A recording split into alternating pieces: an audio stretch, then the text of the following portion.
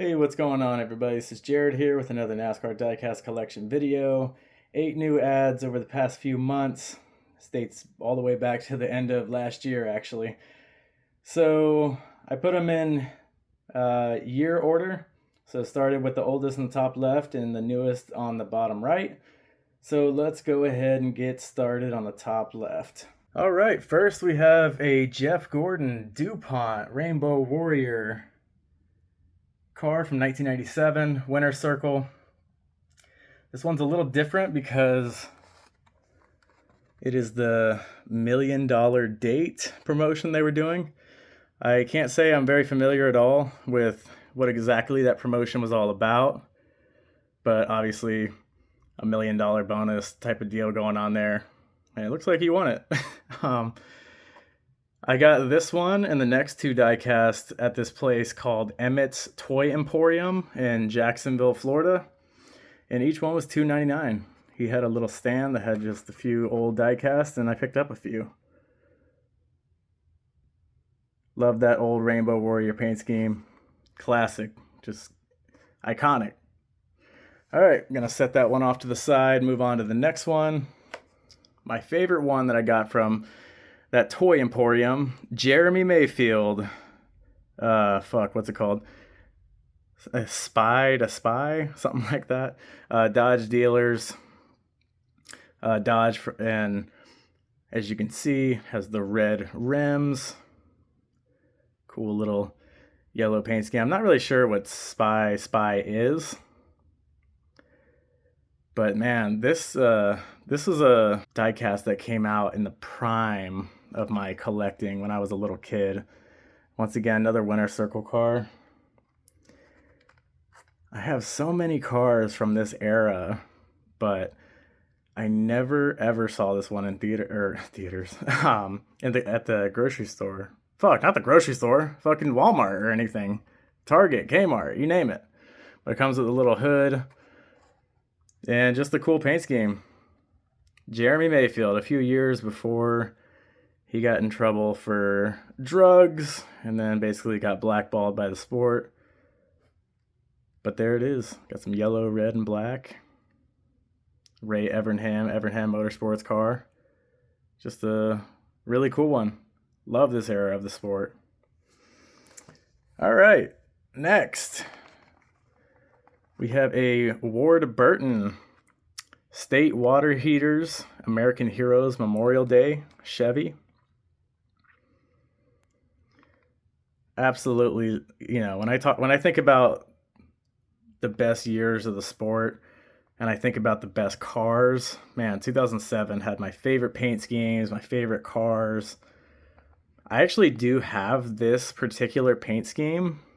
It's a NASCAR Elite variation, so it's way more detailed and a lot more to it than this one. But I still love Winner's Circle back in the day, and finding these Ward Burton cars back in the day was very hard for me. So to get a different variation of it, I thought was pretty cool. Comes with a little hood magnet too. As you can see, there's some yellow on the packaging here. I mean, it's talking almost 20 years old, plus a lot of NASCAR fans like to smoke. So that might have played a role in it too. There's the back. Man, I remember when Winner's Circle changed their packaging around this time. I think it was 07. Yeah, this was the year that they did it. It was such a pain in the ass to open these. I mean, a lot of the people who buy these are ages 4 and up. They're just kids playing with the cars. I played with my cars and I collected them. But it just blew my mind how insanely difficult it was to open these packages. You had to get basically fucking bolt cutters to get the bitch open. Not really. I mean, you had to get scissors, but if you were wanting to display these and open them at the same time, it was just it didn't look the best. I'm not going to open this one, but just a little side tangent. Ward Burton, 2007. One of the last years of his career. Now, this is a very, very special one. Out of all the cars that I'm about to show you, this is going to be the most special. Ryan Truex, 2023 Dover Xfinity Series race win. Got the confetti all over it. You might be wondering, why is this one so special to you? Once again, winner's circle. So, the very special thing about this, this was actually a few months after my dad passed, and this race was run on my birthday, and my brother came to surprise me at the house and spent my birthday with me, and we watched the end of this race, and Ryan Truex got the win. And Ryan Truex's brother, Martin, got the win the following day in the Cup Series. So it was a brotherly weekend. It meant so much to the Truex family.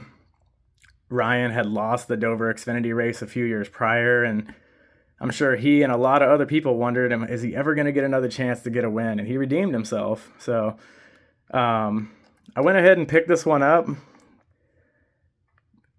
and I wasn't going to. I don't think I was going to unless it actually had the date on the card, and it does. That's why I have it upside down. You're probably wondering, why the fuck is it upside down?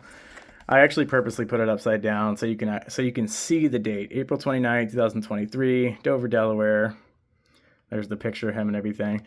When you have it displayed the correct way, you can't see the date at all. It's like all the way down there behind it. It's just impossible to see.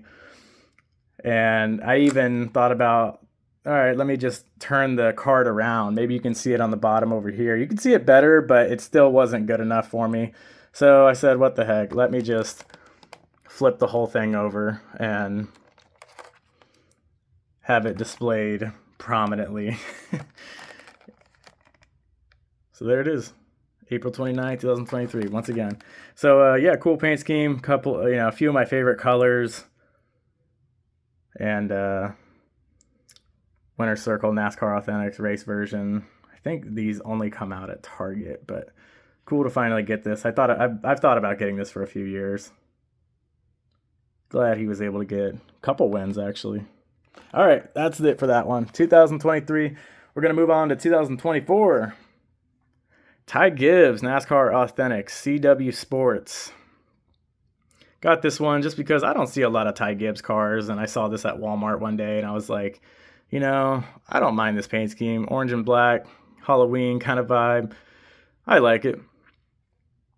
Advertising CW and NASCAR covering the Xfinity races, even though this is a Cup car technically, has a yellow spoiler.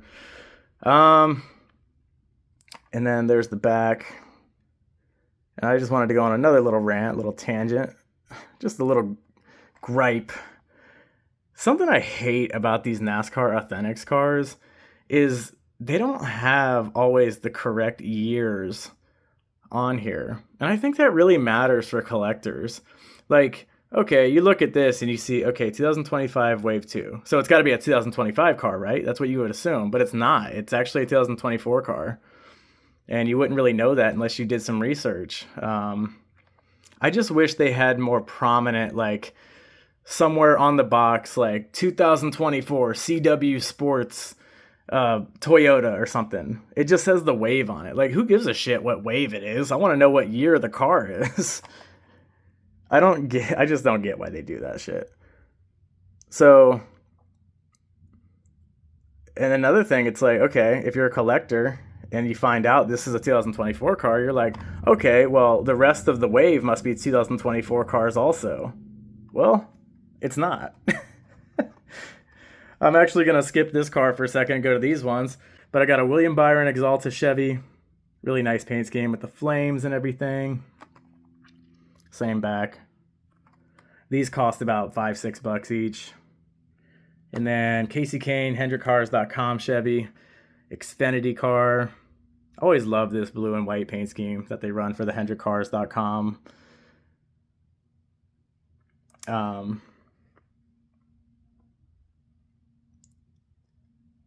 Whether it be Xfinity cars, Cup cars, trucks. These two are the same wave, and then these two are the same wave. But yeah, these three are 2025, that one's 2024. So then right here we have an interesting one. Dale Earnhardt Jr. Bass Pro Shops Club Chevy. This is a Cars Tour late model. Can't say I watched the Cars Tour, can't say I watched any late model racing, But I thought this paint scheme was very, very awesome. Neon orange and white, and got the camo on it. It's Dale Earnhardt Jr. I mean, what more could you ask for? So very, very nice, very cool, and glad to add it to the collection. Wanted to make sure I got a good shot of the back on these ones and the bottoms. I wonder if it actually says 2024 on it. Yeah, I guess it does down there. Okay. It does say the year on the bottom of the car, so it's not completely lack of the correct year anywhere. But still, I mean, come on. This should still be better than that. More prominent on the packaging or something. It's really cool to see Casey Kane back in the series at the time. One of the drivers from the mid 2000s that was really good, and I think he wrecked in this car, but I could be wrong. But nice to have him back in the sport. And yeah, that's pretty much it. Hope you all enjoyed. 8 new diecasts to the collection. Please tell me what you thought of the diecast, what you thought of the video. Do you have any of these diecasts? What do you think about NASCAR Authentics, Winner Circle? What do you think about some of the gripes that I have with them that I mentioned in this video? Hope you can comment, like, and subscribe. I'll see you on the next one.